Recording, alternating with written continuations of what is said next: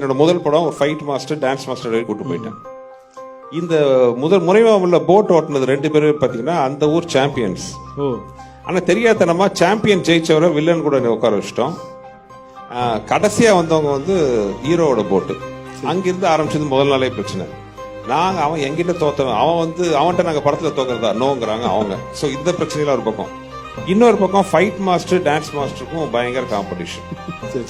அவங்களுக்குள்ள என்ன காம்படிஷனா, இவர் ஒரு பக்கம் கேமரா வைக்கிறாரு, அவர் ஒரு பக்கம் கேமரா வைக்கிறாரு. ஃபர்ஸ்ட் டே ஃபுல்லா ஒரு ஷாட் எடுக்க முடியாம இந்த பிரச்சனையில போயிடுச்சு. அடுத்த நாள் இருக்கிறது ஒரே நாள், இந்த சாங் ஃபுல்லா நான் முடிச்சாகணும். ஸோ அடுத்த நாள் காலையில் நான் முடிவு எடுத்தேன், ஃபைட் மாஸ்டர் டான்ஸ் மாஸ்டருக்கும் லொக்கேஷனுக்கு வண்டி எடுப்பாதீங்க, அவங்க ரூம்லேயே இருக்கட்டும்னு சொல்லிட்டு I took the song in my hand. So இப்போ இருக்கிற மாதிரி மல்டி கேமராஸ் கிடையாது, டிஜிட்டல் கிடையாது, மானிட்டர் எதுவுமே கிடையாது, ஒன்லி கேமரா. அது 2 கேமரா. ஸோ இந்த சாங் ஃபுல்லா ஒரே நாள் நான் எடுக்கணும். அது தரையில் இருக்கிற சாங் கிடையாது, தண்ணியில. அந்த போட் வந்து ஒன்ஸ் ஒரு ஷாட் கிளம்பிடுச்சுன்னா அது ஒரு பொசிஷனுக்கு வந்து நிக்கிறதுக்கு 2 மணி நேரம் ஆகும். ஸோ இந்த மாதிரி நிறைய சவாலா, சும்மா நம்ம ஒரு கார் மாதிரியோ சைக்கிள் மாதிரியோ திருப்பி எல்லாம் முடியாது. ஒன்ஸ் ரெடி கேமரா போடுங்கன்னா அவங்க போனாங்கன்னா அவங்க ஒரு 2 கிலோமீட்டர் போய் தள்ளி போய் நிற்பாங்க. அதுக்கப்புறம் நாங்கள் கேமரா தூக்கிட்டு போய் கொடுக்கணும், அங்கே போய் வச்சுட்டு வரணும். ஏன்னா அவங்கள திருப்பிட்டு வரணும்னா டைம் ஆகும். அந்த போட்டு திரும்புறதே பெரிய ஸ்னேக் போட்டுன்னு பேர் அது. ஸோ இந்த சவாலெல்லாம் தாண்டி அதை ஒரு நாள் அந்த சாங்கை முடித்தேன்.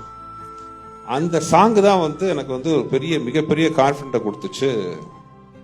டைரக்டர் என்னால் சர்வே பண்ண முடியும்ட்டு எனக்கு ஒரு விசிட்டிங் கார்டு மாதிரி அமைஞ்சது. ஃபர்ஸ்ட் படத்துலேயே அந்த சாங்கை பார்த்து எல்லாருமே வந்து ஆச்சரியப்பட்டாங்க. ஆனால் எனக்கு மனசுக்குள்ள ஒரு சின்ன ஃபீலிங் இருந்துச்சு, இந்த சாங் வந்து சரியா ரீச் ஆகலையோ. ஏன்னா முறைமாமன்கிறது வந்து ஒரு வெற்றி பெற்ற படமாக இருந்தாலும் அந்த சாங் அதில் பெரிதளவுக்கு ரீச் ஆகலையோன்ற ஒரு சின்ன ஃபீலிங் இருந்துச்சு. ஸோ அதை நிவர்த்தி பண்ணுறதுக்காக மறுபடியும் கிரியில அதை வச்சு எடுத்தேன். ஓகே. ஸோ அப்போ இன்னும் கொஞ்சம் பயங்கரமா அதை விஷுவலா இன்னும் சூப்பரா எடுக்கணும்னு ஒரு பிளான். ஆமா. அன்பே சிவத்துல சுனாமின்னு பேசியிருப்பீங்க, அடுத்த வருஷம் சுனாமி வந்துச்சு. இதுல ஒரிசான்னு பேசியிருப்பீங்க, இந்த வருஷம் ஒரிசால அதே போல அதே இடத்துல ஒரு ஆக்சிடென்ட் நடந்துச்சு. உங்களுக்கு எப்படி இருந்துச்சு அந்த ஒரு ரியாலிட்டி? என்னடா அது சும்மா எதர்ச்சியா படத்துல சொன்ன விஷயம் எல்லாம் ஒரிஜினலா நடக்குது?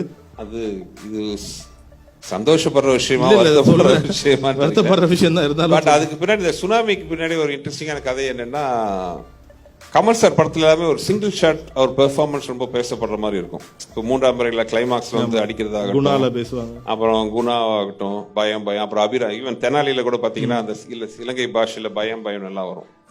அன்பே சிவத்துல எனக்கு ஒரு ஃபீலிங் இருந்துட்டே இருந்துச்சு, இந்த மாதிரி சிங்கிள் ஷாட்டா அந்த மாதிரி ஒரு பெர்ஃபார்மன்ஸ் ஓரியன்டா ஒரு ஷாட் இல்லையா. ஏன்னா கமல் சார் ஃபேன்ஸ் வந்து மேபி எதிர்பார்ப்பாங்க அந்த மாதிரி விஷயங்கள் அப்படின்ட்டு.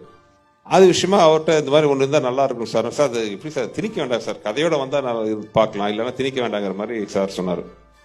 அப்புறம் ஒரு நாள் வேற ஒரு விஷயமா பேசிட்டு இருக்கும்போது ஒரு தெலுங்கு டைரக்டரோட இன்விடேஷன் வச்சு ஒரு ஃபங்க்ஷனுக்கு. அவர் வந்து பெஸ்ட் ஃபர்ஸ்ட் ஃபிலிம் பண்ணுற டைரக்டர்ஸ் வந்து வருஷம் அவர் பெரிய லெவலில் அவார்டு கொடுத்துட்டு இருந்தார். அப்போ எதுக்காக அவார்டு கொடுக்குறாருன்ட்டு அந்த கதையை வந்து கமல் சார் சொன்னார். அவரோட சன் முதல் படம் பண்ணும்பொழுது தண்ணியில் இருந்து செத்துட்டாரு வைசாக்கில். அந்த முதல் படத்துல ஒரு படத்துல ஒரு புது ஹீரோவை அறிமுகப்படுத்தினார். அவர் யாருன்னா இப்போ மிஸ்டர் அஜித் குமார், அவரோட முதல் படம் பிரேம புஸ்தகம். ஆமா, அந்த படம் ஷூட்டிங்ல அந்த டைரக்டர் வந்து அலை அடிச்சு தண்ணியில் வந்து செத்துட்டாரு. சரி, என்ன சார் அவ்வளோ பெரிய அலையா இருக்காங்க சார், சுனாமி எல்லாம் இருக்குன்ட்டு. அப்ப அது வரைக்கும் எனக்கு சுனாமின்னா என்னன்னு தெரியாது. சுனாமின்னா என்ன சார்னா அப்பதான் வந்து மதன் சார் கமல் சார் இதை பத்தி பேசணும், சுனாமி பத்தி. அப்பதான் அந்த முடிவுக்கு வந்தோம், ஏன் இந்த சுனாமியை வச்சே அந்த சீக்வன்ஸ் ஒன்று பண்ணக்கூடாது, அப்படி வந்ததுதான் அது. ஆனால் பின்னாடி சென்னையிலே வந்து சுனாமி தாக்கும்னு எங்களுக்குலாம் அப்போ சத்தியமாக தெரியவே தெரியாது. இது பர்டிகுலர் சீன் நீங்கள் பார்த்தீங்கன்னா 1 டேல நாங்கள் எடுத்தோம் இந்த சீக்வன்ஸை. இதுக்கப்புறம் நாங்கள் கமல் சார் தனியாக வச்சு தனியாக மேட்ச் பண்ண சீக்வன்ஸ். இந்த இடத்துல பார்த்தீங்கன்னா கமல் சார் வந்து செகண்ட் டே ஒரு சின்ன போர்ஷன் தான் வந்தார், மீதி எல்லாம் வந்து அவரோட போர்ஷன் நான் வந்து சென்னையில் தான் ஷூட் பண்ணேன். ஓகே. அப்புறம் 2 ட்ரெயினை வாடகைக்கு எடுத்து, ஒரு ட்ரெயின் அந்த பக்கம், ஒரே ட்ரெயின் தான் ஆக்சிடென்ட் ஆயிருக்கு. பட் விஷுவலுக்காக 2 ட்ரெயின், ஏன்னா இந்த ட்ரெயின் கிராஸ் பண்ண முடியாது. ஸோ ஒரு ட்ரெயின் அந்த பக்கம், இன்னொரு ட்ரெயின் இந்த பக்கம் நிற்க வச்சு நடுவில் இந்த 3 கம்பார்ட்மெண்ட் செட் போர்ஷனை வச்சுட்டேன்.